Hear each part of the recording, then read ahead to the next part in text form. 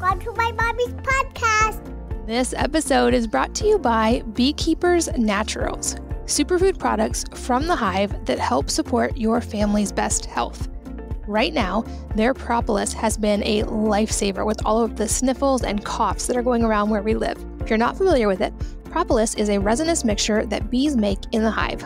It contains over 300 compounds that we've identified, including polyphenols and compounds that are antibacterial, including one called pinosembrin, which I hope I'm saying right, which acts as an antifungal. Some studies have shown that propolis can speed the healing of wounds. Its naturally antibacterial and antifungal properties make it great for fighting the sniffles. And the way I use it, at the first sign of any sniffles, sore throat, or coughing at our house, I spray propolis in the throat, and it almost always helps us bounce back really quickly. I also always use propolis spray in my mouth before flying to avoid picking up anything on the plane. I also have unfortunately learned from experience that it works great on burns and cuts for healing. As a listener of this podcast, you can save 15% on propolis and all Beekeepers Naturals products by going to beekeepersnaturals.com/wellnessmama and using the code wellnessmama, all one word, all lowercase. So again, that's Beekeepers Naturals, beekeepersnaturals.com/wellnessmama and the code wellnessmama to save 15%. This podcast is brought to you by Wellness. That's wellness with an E on the end. It's a new company that I co-founded to tackle the toughest personal care products and to create natural and safe products that work as well as conventional alternatives. See, this is what happened. I realized that even the most naturally minded of my friends were still using certain conventional toothpaste and shampoo because they weren't willing to sacrifice quality. They just weren't willing to have teeth that weren't white or hair that wasn't clean. There are natural options out there, certainly, and there are conventional options that work really well. But to find products that do both was almost impossible. And thus, Wellness was born. I realized that there had to be a way to create the highest quality products that also worked as well as any conventional alternative. And we tackled the toughest first, creating the first and only natural toothpaste that is fluoride and glycerin free. It's based on my DIY recipe that I have been using for a decade. It contains calcium and hydroxyapatite to uniquely support the mineral balance in the mouth. It also contains things like neem oil and green tea to support a healthy bacterial balance and oral microbiome and to fight bad breath. You can be the first to try it for you and your family and to try our innovative natural hair care shampoo and conditioner at wellness.com. So again, it's wellness with an E on the end, WELLNESSE.com. Hello, and welcome to the Wellness Mama podcast. I'm Katie from wellnessmama.com, and this episode is all about self-sabotage and imposter syndrome and self-confidence and removing mental roadblocks that are barriers to success or happiness or just to functioning the best that we can in daily life. Because I am here with Erin Pheil, who's the founder of the MindFix group, and she has a track record of helping people get permanent fast results from a lot of these things. Her work and her words have been featured all over, and she has an unheard of 95% success rate with the average time it takes her clients to see measurable results in areas where they have been stuck for years. Most people think it takes a lot of time and effort to remove these mental roadblocks or to alleviate self-sabotage, and it needs therapy and action. And she explains why we cannot think ourselves out of these kind of situations or even therapy ourselves out of these situations and how to really, truly get unstuck.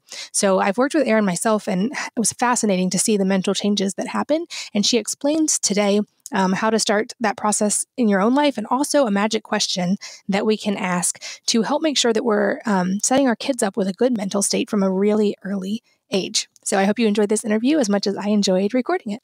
Erin, welcome and thanks for being here. Hello. Thank you for having me. Well, I am so excited to chat with you, and I knew I had to have you on when I heard you present at a conference I was at recently.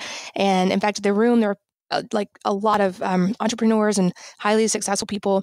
And I watched you speak to them. And I also watched the room as everybody just got quiet and was completely tuned into what you were saying. And then I talked to a lot of people after who were like, that was just worth the price of being here. And so I knew I had to have you on and to share you. And I think for context, it would be really helpful if you could start with your own background and kind of your story and how you got to this place that you are today.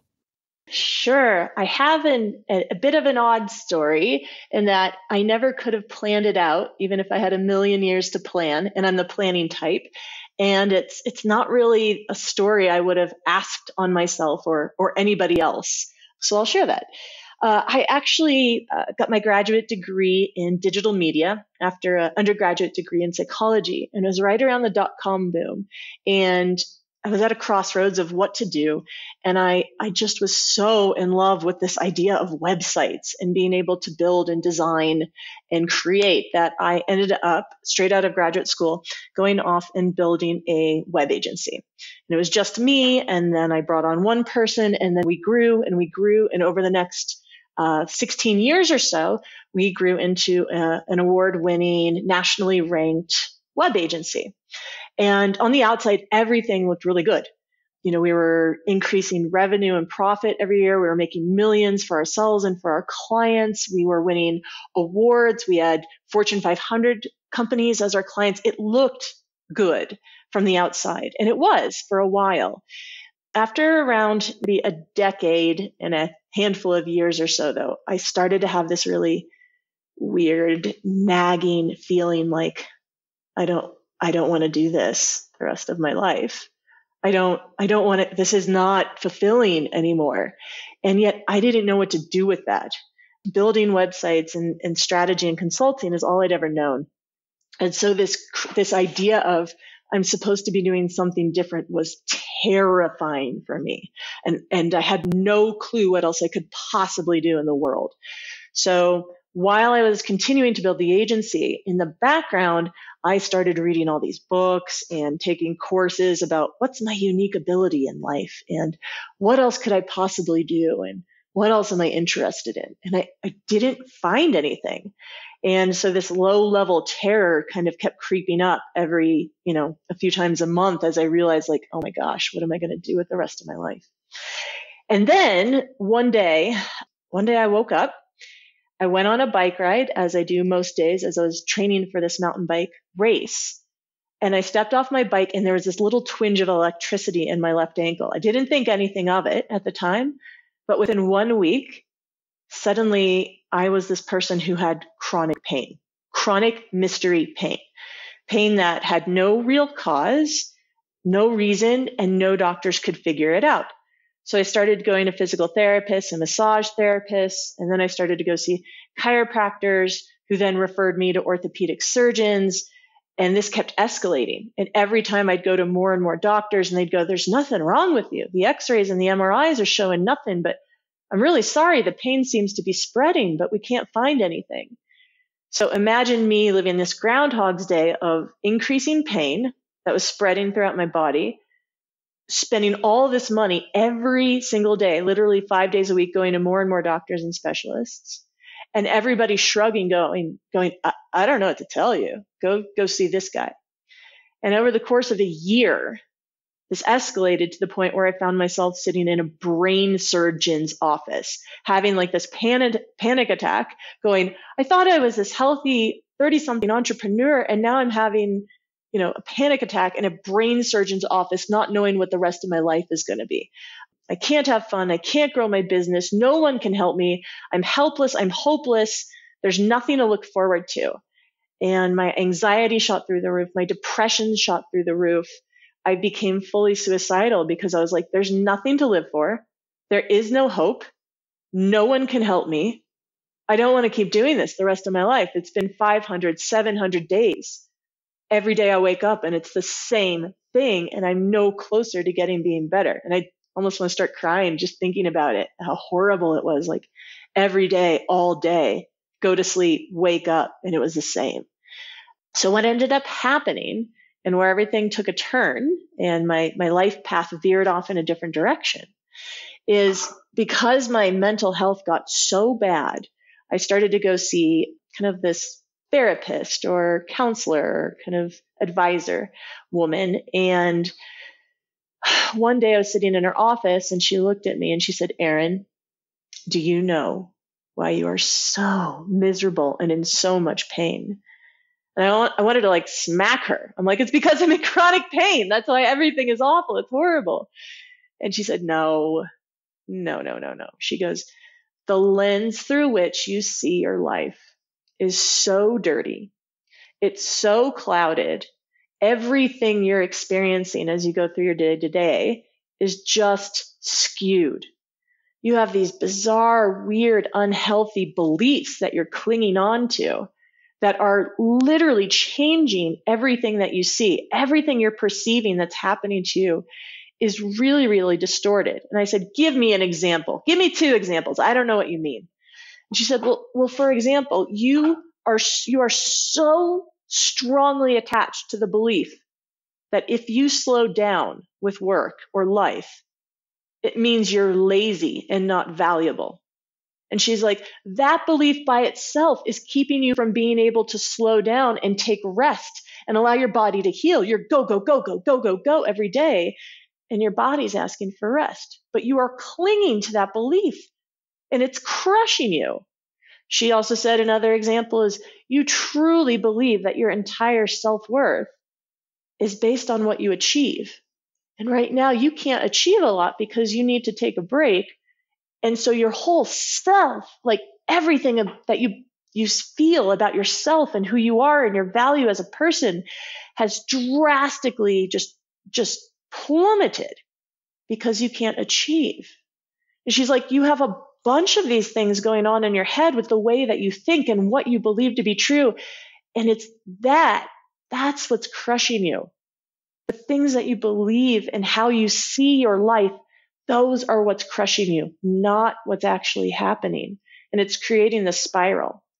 So turns out she had this brilliant insight.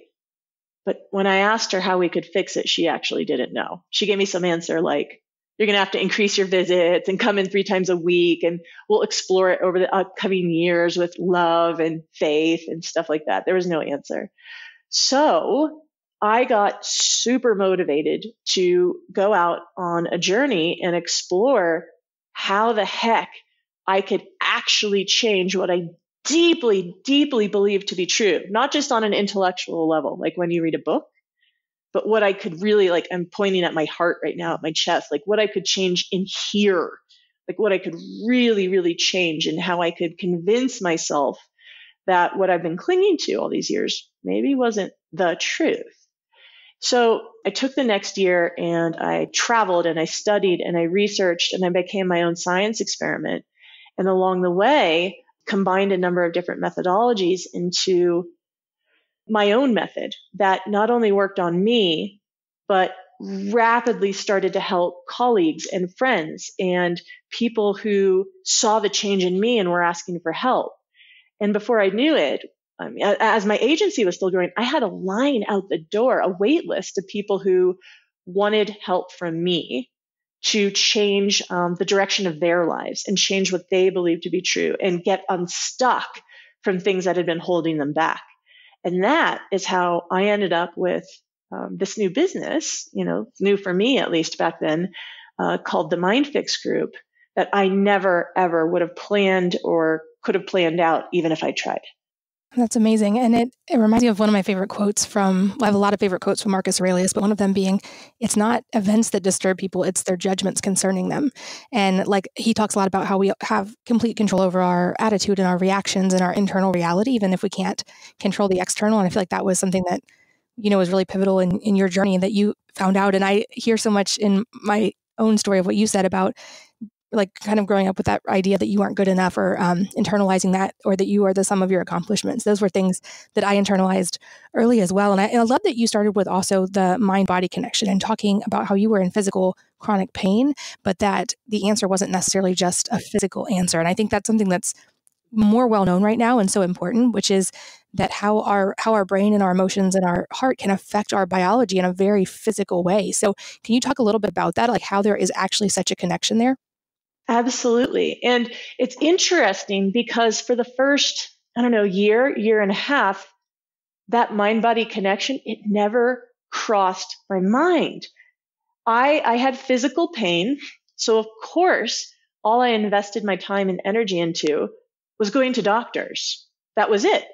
And the reason is, when I reflected upon this, I went back and thought about my upbringing And my dad owned it as his own business. And back in the 80s, we had, this PPO insurance plan, which they would brag about and say it was so much better than everybody else's health plans. And it was fantastic. So whenever my brother or I or my mom had any physical pain, the first thing we did is we went straight to the doctor. The medical doctor would always know what was best, allergies or sniffling, straight to the allergy doctor. We had a pain in our arm, we went straight to the doctor. That was the old way of thinking. And because I had been raised in that environment, of course I had this belief that if you feel physical pain, the thing that you do is you just go straight to a doctor and the doctor will know the right answer. I had absorbed that, and that had become a belief. And so, not shockingly, when this happened to me, it didn't cross my mind that there could be anything mental or emotional going on. And then with all of the research and all of the books and all of the incredible information that's come out in the past decade, there's so much now that shows that physical pain can be a byproduct of emotional and mental issues that go unaddressed. That's why so many people, I think myself included, experience these bizarre physical pains and can't find answers as we keep looking for a purely physical solution. What I found, though, as I continued to do research, was this remarkable connection between our emotional and mental health and the state of our emotions and how our bodies feel. I came across these really interesting studies. Like they took two groups of people and they scratched them, like so that there were bloody scratches, I think, on their arms. And one group of people, they kind of set off and had them go on their own way. And the other group of people, they subjected them to a tremendous amount of stress and made sure that their stress hormones kind of went through the roof.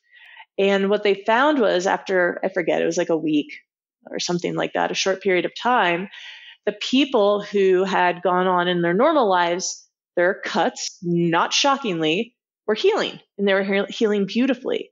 But then they looked at the people that they had subjected to tons of stress, and what they noticed was fascinating in that their cuts were not healing. Like stress, the stress hormone actually starts to shut down your immune system and your capability to heal your body. So when people are like, it doesn't matter, I just live a stressed lifestyle, it's actually impacting your ability to care for your body in a massive way. Yeah, that makes so much sense. I read a book a while back called The Body Keeps the Score, and it was fascinating to me to really have that explained on a scientific level as well, just how important that connection is, because I was one of those that for so many years just thought I'll deal with the emotions later, I'll sleep when I die, I can push through anything. It turns out that's not actually the case. And that you tend to get really stuck when you don't deal with emotions. And that was something in your presentation at the conference that really stood out to me, because you explained kind of this model of the brain and how a lot of the stuff we do, even when we're trying to work through mental stuff, it's like we're working on this little tiny part of the conscious, but that there's so much more to it. So can you kind of walk through the explanation you gave for that? Sure. So what happens is from when we're born up until the age of about 7 or so, we are walking around in this kind of theta brainwave state, which is similar to what people experience when they get hypnotized. So this means that as children, we are highly, highly suggestible. We're like little sponges running around. And it's almost as if we're carrying around these tape recorders and microphones, and we're absorbing and we're on auto record for everything that our parents and adults are saying. And we're just recording. We're recording. So the things that we hear, whether it's I'm a good girl, or cats are nice, or I'm not good enough, or I don't deserve things, or money is very hard to make, or work must be stressful. Whatever it is, whatever we hear, we don't really have the capacity to empathize. We don't have the capacity to analyze or reason what we hear. We just record it. And it gets stored kind of like in these little auto loops that play in the background. And those get locked into our subconscious mind. So people walk around thinking that they're fully aware of all of their thoughts and all of the reasons that why they take the actions they do during the day, why they're feeling the way they feel, and why they think the thoughts that they think. But really, what we're aware of is our conscious mind, the stuff that's going on in our prefrontal cortex. And that's like, depending on who you talk to, somewhere around 5% of our decisions and our choices as we go throughout our day. 95% of what we do and feel and think during the day is actually powered by our subconscious mind. And people like to scoff at that and go, absolutely not. And it's easy because you're not aware of it. It really is the stuff underneath the iceberg. And the subconscious mind does not learn the way that our conscious mind does. So you can read a book and you can read all about emotions and you can read about meditation and you can read about how to be a better spouse or how to be a more effective entrepreneur or how to be a better mom or how to be a better friend. And that information can be learned by your conscious mind. It's not being learned by your subconscious mind, though. That is just worrying in the background with these tapes of what was learned in that theta state from 0 to age 7. So you might read a book about being a great friend, but you might have learned during elementary school that friends will leave you and that you aren't likable. And if those tapes are playing in the background and yet you learn things and put those into your conscious mind, it's really hard for that 5% to override those deep tapes that keep playing over and over and over again. And that 95% that is your subconscious mind. So oftentimes we'll be trying to achieve something or work towards a goal or improve relationships.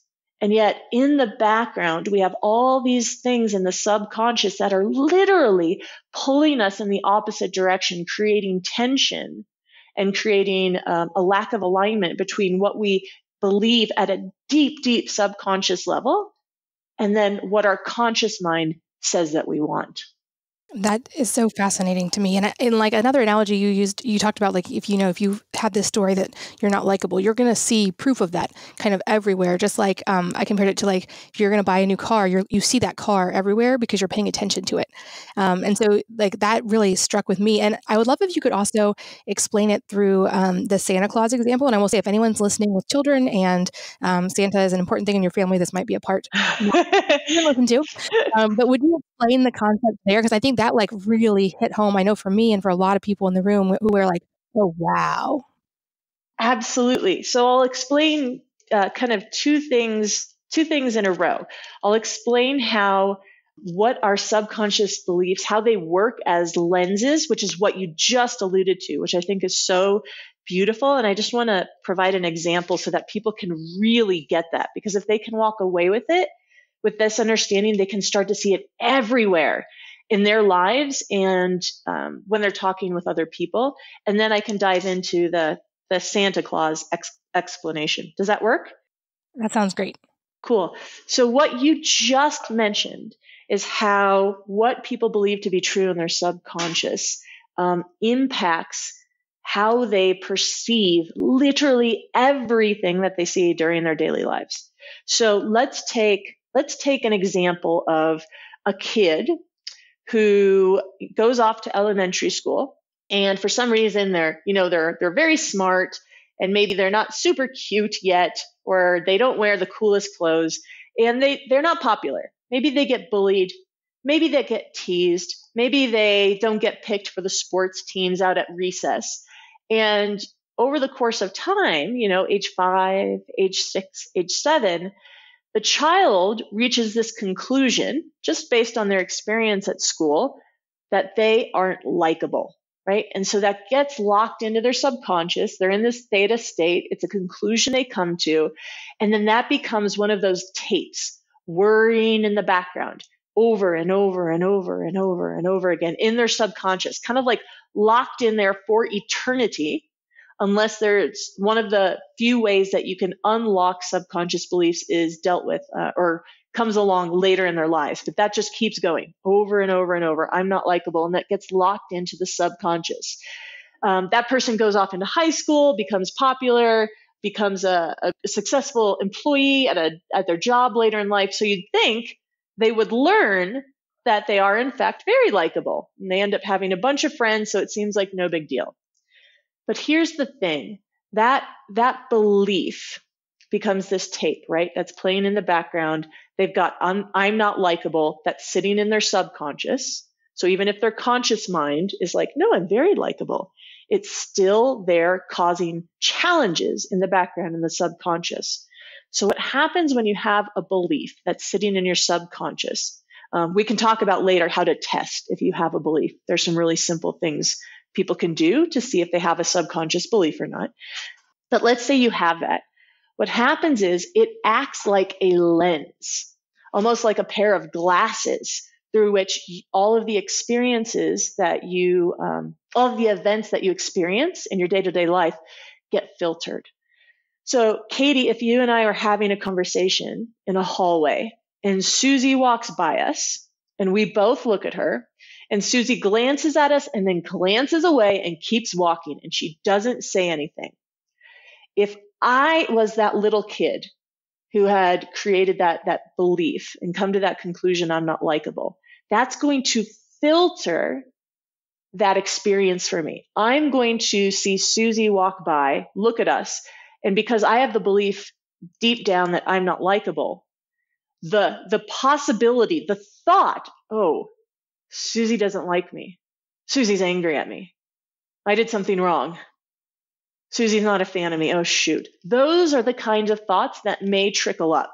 They may not be at the forefront of my mind, but they may cross my mind and literally make me pause, even just for a millisecond as I'm talking to you. It will cross my mind that Susie's angry at me or she doesn't like me or that I've done something wrong.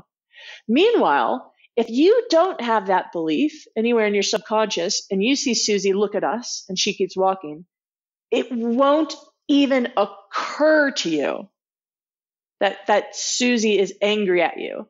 And if it does, it'll just be out of curiosity. The types of thoughts you may have are, oh, I wonder if Susie's having a bad day. Huh. I wonder what's going on with Susie. Huh. I wonder if she even noticed us. She looks like she's in her own little world. So the way we both perceive this exact same event, the way I might have feelings of anxiety. You might have feelings of curiosity. What we think and what we feel are going to be impacted by the subconscious beliefs that we do or do not have. So that's how our beliefs can act as these lenses that literally impact how we perceive what's going on. So these events that occur that are actually neutral, we can take them as negative or scary just because of the beliefs that are in our subconscious that were picked up at a young age. Does that make sense? Yeah, absolutely. Complete sense. Cool. So then you had asked me to talk about kind of the Santa Claus revelation. One thing that we do at MindFix is we have found that there are a number of, for every pattern that someone has, whether it's getting triggered by a spouse, getting upset when kids do something specific, dealing with really bad perfectionism, having fear of rejection, whatever somebody's pattern is that they experience regularly and that frustrates them, there's usually a cluster of subconscious beliefs kind of worrying in the background that are causing people to act in that way. And they sit there and they go, I'm broken. Everything I've tried, it won't work. Like nothing can change. I've been trying to change for so long. I don't get it. And people don't need more information added to their conscious mind. They don't need more girlfriends sitting there going, you go girl, you're powerful, you're amazing, you can do this, because that just gets added to the conscious mind. What people need is to go in and investigate what those old tapes and beliefs are that are pulling in the opposite direction and that are causing people to act in a certain way. So once you can identify, say, what the beliefs are that are causing the problems, it's actually possible to eliminate them. And once you eliminate a really old, outdated subconscious belief, it's really magical, because what happens is your thoughts change, your emotions change, and your actions change immediately, effortlessly, without practice. And the most beautiful, easiest, elegant example I can give is when a belief in Santa Claus goes away for a child. So up until a certain age, different for every kid, they sit there and they believe with all of their might and all of their heart that Santa Claus is real, that Santa Claus loves them, and that Santa Claus is going to show up and bring them gifts on December 25th each year. And if you talk with them and you go, I don't know if Santa Claus is real, they'll go, he absolutely is. I've got books that with pictures, we sing songs about him. I have so much proof. I have so much evidence. He is so real.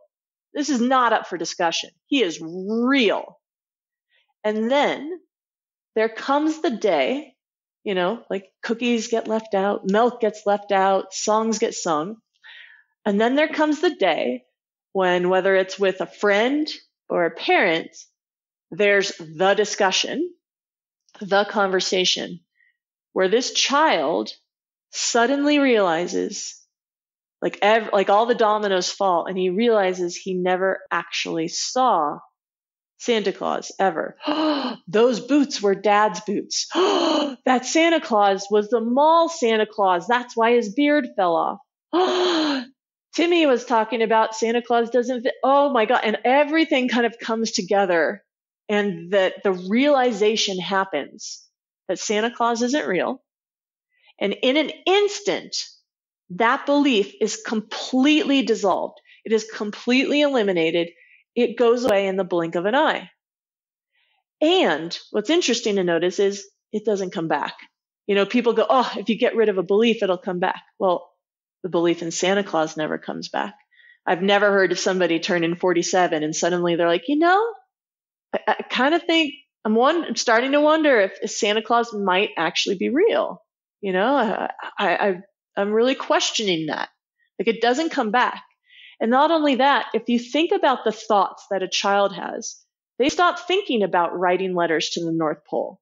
They stop thinking about asking questions about Santa. If you think about their emotions, if you ask them, do you love Santa Claus? They're going to laugh. They're like, love him? He's not real. Why would I experience love for someone that's not real? And then if you look, their actions instantly change. The moment the belief goes away, there's no reason to leave out milk. There's no reason to leave out cookies every single December 24th. The kids will just stop doing that. So thoughts change, emotions change, actions change instantly the moment a belief is eliminated. And the same is true for different beliefs, whether it's self-beliefs, beliefs about how the world works, beliefs about how others interact with us. When we are stuck, oftentimes we go about and we try to collect more information, or we try to change our actions or our behaviors or our habits. But that's the wrong way. Imagine trying to get a kid to stop leaving milk and cookies out. Hey, just stop it. Just don't do it anymore. And they're sitting there, and if they still have the belief that Santa Claus is real, they're going to push against you and go, no, but I got to leave the milk and cookies out. I've got to. And if you're trying to change their behavior and just asking them to change their actions, that's going to be extremely stressful for them. Can they do it? Sure. Gun to our head, we can do anything. If we're forced, we can do anything. But that's going to be really stressful for a kid if you tell them to stop acting in a certain way and tell them to stop leaving out milk and leaving out cookies if they still have the belief that Santa Claus is real. If you really want them to change their actions and you're like, okay, this is enough with having to make all these cookies on Christmas Eve, and this is enough, like, we don't drink milk in this household, I don't want to have to get the milk anymore. The way to change their actions is to go in, pluck out the belief in Santa Claus, and then suddenly the thoughts, the emotions, and the actions all cascade and change automatically. I love that explanation, and it makes so much sense. I think, I've gotten to work with you a little bit, and I've seen it firsthand in my own life, and I also relate it to. I experienced sexual trauma when I was younger, and not in the 0 to 7 age. I was in high school, but from that, I think I had internalized a belief that I was not safe in my body, and so. As a way to protect against that, I think because in the time after that, I gained quite a bit of weight. And I think that was a physical shield. It was a protection that my brain was using to make me feel safer in my body. And part of maybe the story was, if I look like this, that will never happen again, or whatever it may be. And I tried for years to change the actions and to just eat less and less and less and less and less, which I did, and still didn't lose the weight, or exercise more, or just be so stressed about it. And it wasn't until I changed that belief and realized I am safe in my body that all of the rest of it changed effortlessly. Now, if I tried to eat more than I was hungry for, my body just won't let me. It's like, I'm full, stop eating. But I tried for years to just change, like you said, change the action, change all the external expressions. And it wasn't until I got to that core subconscious that I didn't realize was even running, that I was able to just it was overnight, like a switch. My brain just changed. So you mentioned before, there's ways to know if you have a subconscious belief. And I think that's a great starting point. So can you walk us through some examples of how you can know? Absolutely. And before I do, I just want to touch upon what you just said because it was so, so brilliant. First, I want to clarify, not all beliefs or subconscious beliefs are stored or locked in by the age of 7. There's just a large number that are. And during that time period, we literally are just sponges. So beliefs can be formed with repetition as we get older. They can be formed from what you experienced with traumas. Like one trauma can lead to a whole host of beliefs that get formed.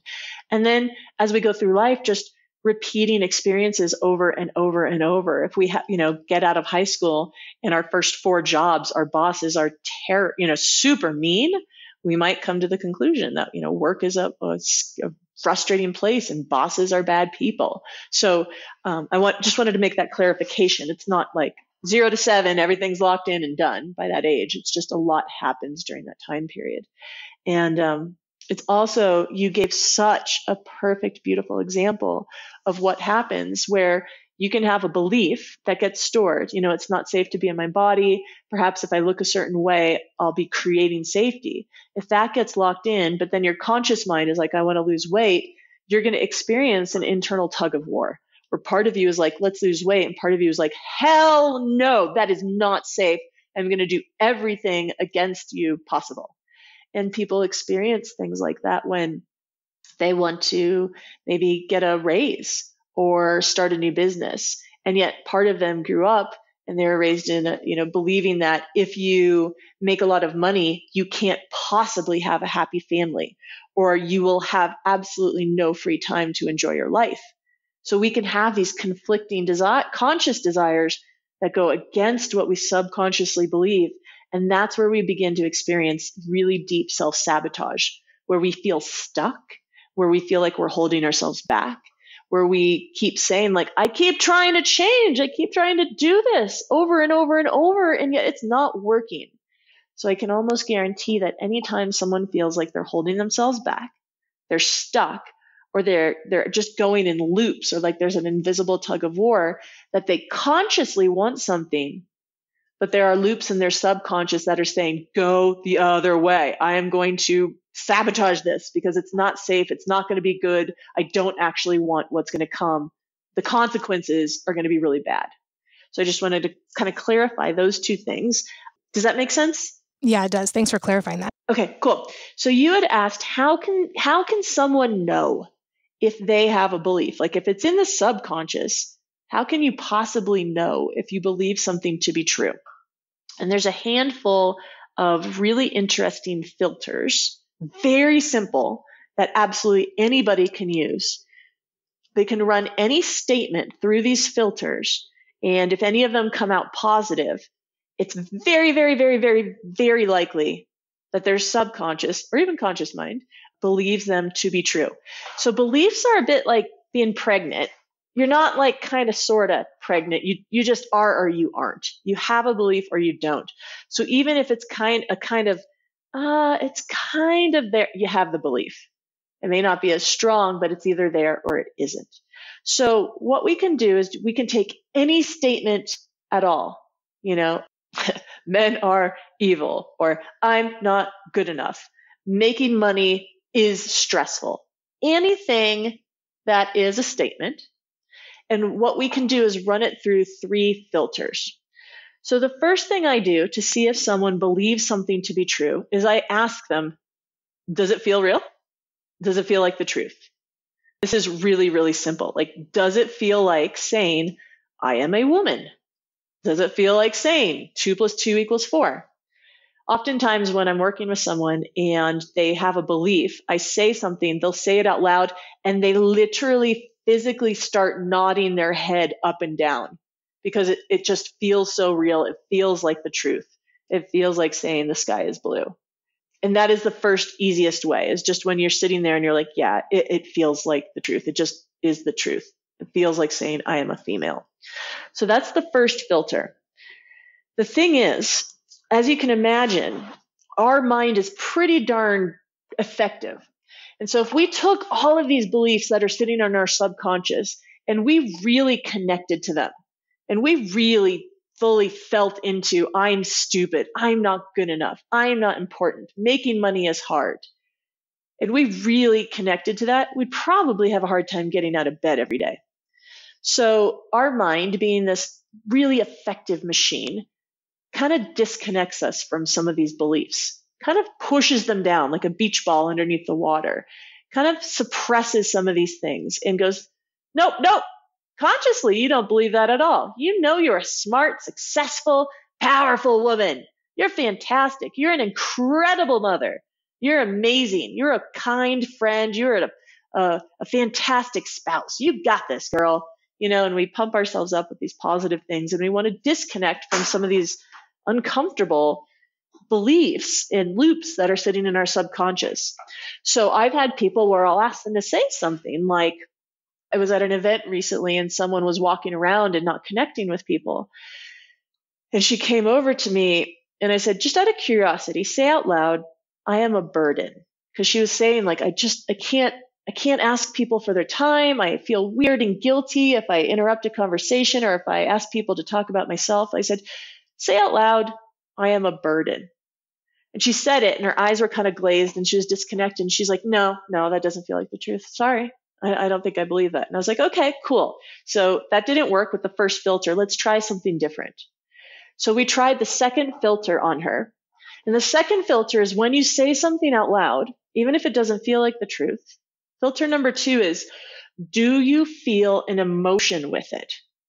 So some people I've worked with will say a statement, they'll sit with it and they'll go, oh, that was uncomfortable. Or they'll say, oh my God, that makes me sad to say it. Or, I don't want, oh gosh, that makes me kind of angry. There's some emotion that comes out. If you make a statement that you just don't believe to be true, something like, I am a vampire, you don't get a big surge of emotion. You don't get a sad feeling when you say that. There's just no emotional reaction. So if you say something and your subconscious believes it to be true, it's quite possible you might feel an emotional reaction. Now, this woman at the party, she's like, nope, no emotion there. I really don't believe I think this is true. I'm sorry. I think you're off topic. And I said, let's try one last thing. I want you to say it out loud one more time. And I want you to feel into your body. I want you to tell me if you feel any physical sensations. And she's like, okay. So she said, I am a burden. And she paused, and then she looked at me with her eyes just went huge. And she went, oh my gosh. She's like, I have a little pain in my stomach, and it feels like my throat is tightening up. So the third filter you can use to see if you have a belief is, do you feel it physically somewhere in your body? And again, this is your subconscious going, okay, I'm not going to have your conscious mind actually believe this, but I'm storing it down here. And this is my way of telling you that, yes, you believe it. Because again, try saying, I am a giraffe. Try saying, I wear a size 36 shoe, something that you just don't believe. Your body's not going to send you any physical sensations. It doesn't have to be pain. I've had people go, oh, there's this weird energy over the bridge of my nose, or my toe wants to start tapping. But that's only the case if some part of you believes it to be true. So the first filter is, does it feel real? Does it feel like the truth? The second filter is, do you experience an emotion when you sit with a statement? And the third filter is, do you feel it physically in your body? There is a fourth one sometimes that I see on rare occasions, and that's when you ask somebody something and it's almost like it's so uncomfortable for them, they zone out and they literally forget the question. They forget what they were asking themselves. They're like, wait, what's going on? And the brain is the mind is making them seem confused. I'm not clear on what you're asking. And it's almost like it's trying to throw up hurdles, like, don't come near here. We don't want to look at this. But the first three for 99% of people, you can use to determine, do you believe something to be true? And I've had, professors, professional athletes, businessmen making, over $100 million. I've had people in all walks of life, incredible successes, use these filters on basic statements like, I'm not good enough, I'm not important, I'm stupid. And they're shocked to find that when they peel away, and look underneath the surface and look underneath the carpet, holy cow, look at this little bit of dust that's been accumulating that I've been fighting against and trying to convince myself my whole life that those things didn't exist. That's amazing. And I know, I'll share my own experience, which was that I had one that was deeply internalized, which was that I was not good enough, despite there was evidence that obviously would have shown that I was at least good at something. And I had internalized that a lot. And before working with you, when I said that out loud, it felt like there was a lead vest on my chest, like when you get an x-ray and they put a lead vest on you.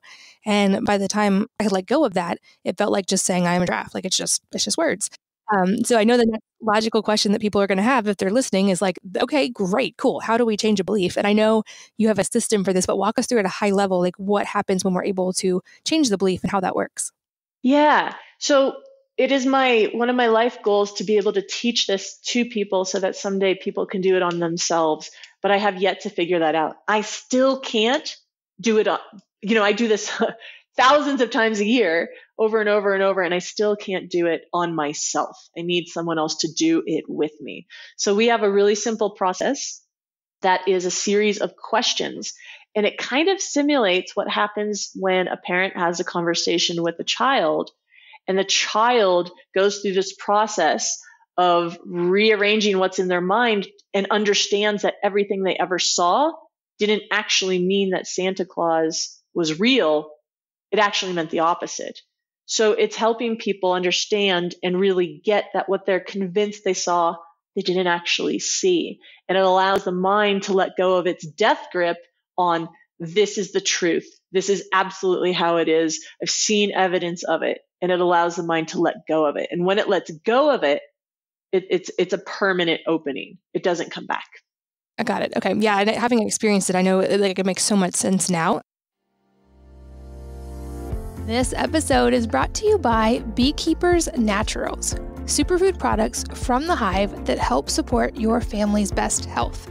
Right now, their propolis has been a lifesaver with all of the sniffles and coughs that are going around where we live. If you're not familiar with it, propolis is a resinous mixture that bees make in the hive. It contains over 300 compounds that we've identified, including polyphenols and compounds that are antibacterial, including one called pinosembrin, which I hope I'm saying right, which acts as an antifungal. Some studies have shown that propolis can speed the healing of wounds.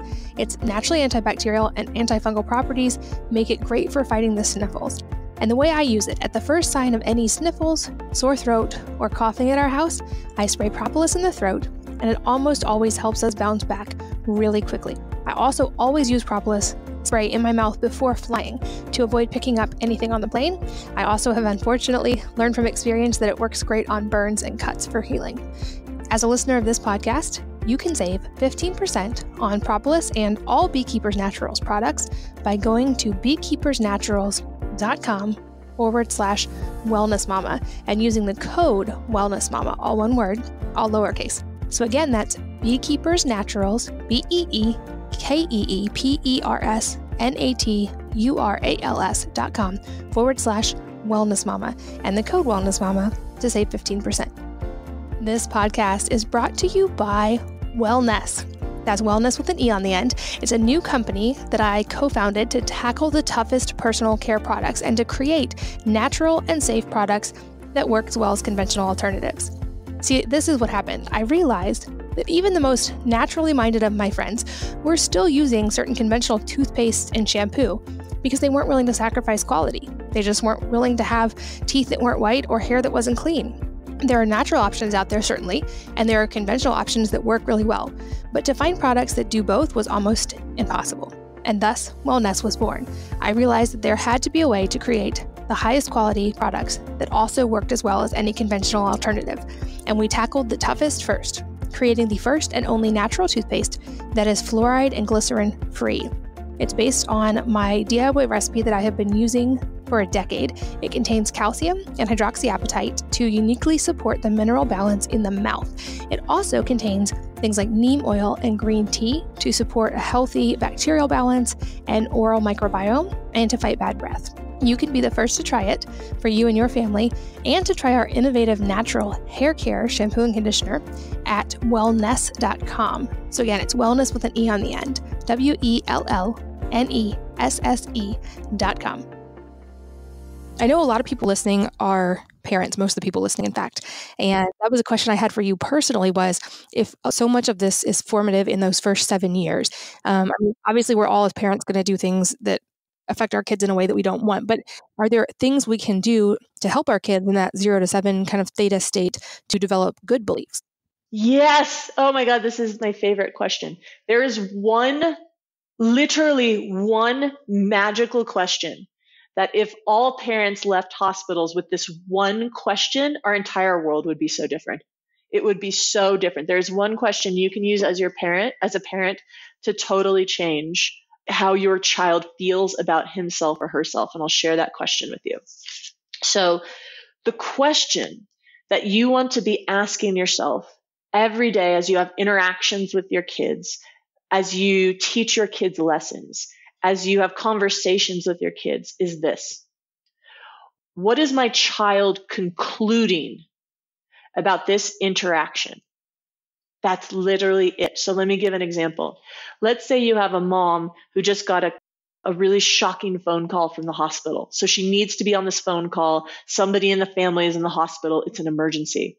She's on the phone. She's getting the news. And then suddenly, her child comes walking in and says, Mommy, look at my picture. Look at my drawing. I want you to look at my drawing. Because all children want 3 things: attention, affection, and acknowledgement. Right?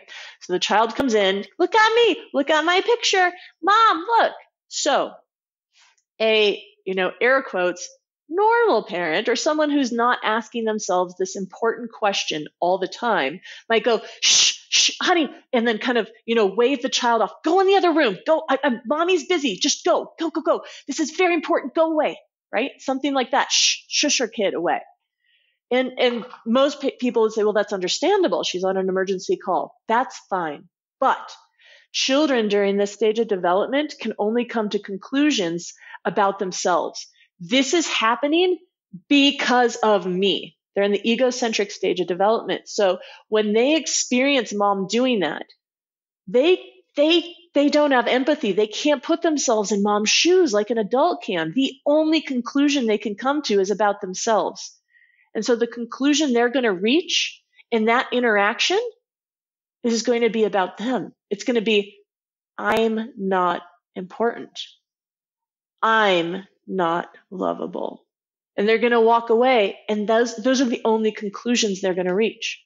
Now, if a parent, if you're on the phone and you're having this conversation with the hospital and the child comes in, even though you're under stress, and that one question rolls through your mind, what is my child going to conclude from this interaction? You might just take an extra 4 seconds and act differently. And you might go, honey, mom is on the phone with the hospital. This is a very urgent, very important conversation. I love you deeply. I care about you so much, and I cannot wait to see your picture. Can you please give mommy 10 minutes? And then I am going to spend lots of time with you later looking at your picture and giving you lots of hugs. Can you please go to the other room? I love you so much. You add in a few additional statements And you can still be stressed. You can still send your child away. You can still do what you need to do. You can still have the time to yourself. But and the child may still be cranky. They may still want your attention. They may still pout and leave the room and go, "Mwah," and whine. But they will not conclude that they are not loved. They will not conclude that they are not important. That is what changes everything. Because children cannot come to adult level conclusions, they cannot empathize, they cannot put themselves in your shoes, they cannot understand what they're going through. All of their conclusions are, I caused this. This is happening to me because I am blank. So if you can always ask yourself, what is my child concluding, especially about himself or herself from this interaction, you'll be providing a lot more statements like, I love you, and you're very important to me, and you're very special, you're very smart, and so that children don't come to false conclusions about themselves because they're not able to come to these logical interpretations of your actions that make sense for an adult, but not to them. That can literally change your entire future for your child, their sense of self and their sense of self-esteem. So as a short follow-up to that, hopefully, because as you said that to me, when you said it in person, I was thinking, oh, I wish I could go back and kind of redo so many things in the past with my kids. And I've got kids who are past 7 years old. Is there still a way we can start using that language even when they're older and hopefully help rebuild that, even though we weren't using it when they were really young? Absolutely. And I think these are the kinds of conversations where we can say, I made a mistake or I got angry. I'd like to apologize and show them that this is what happens when we make mistakes. This is what happens when, apologies are things that we do when we mess up. It's never too late. And even though it's harder to override things that were kind of locked in at a young age, we definitely don't want to go around going, well, past 7, nothing we can do here. And kind of there we go. We do want to continue to set examples, and we can override things as kids age. Got it. And I know I want to respect your time because you have another interview today. I will make sure that you've mentioned a few things and you've written about them on your website. I'll make sure I link to those in the show notes at wellnessmama.fm. And I know that you also have a blog on your site as well as a free training, and people can find you there. But really quickly, where can people find you online, and any parting advice for someone who's like, oh my gosh, how do I start? Sure. So people can find me at my website, which is mindfixgroup.com. I'm also pretty active still on Facebook, on just my personal profile. You can look me up, Erin Pheil. I'm literally the only Erin Pheil on Facebook. Pretty easy to find. If someone's curious and wants to learn more, I'd invite them to take a look through the blog on our website. There's plenty of articles there. And then, like you mentioned, we also have a training that's still being offered for free. It's 1 full hour.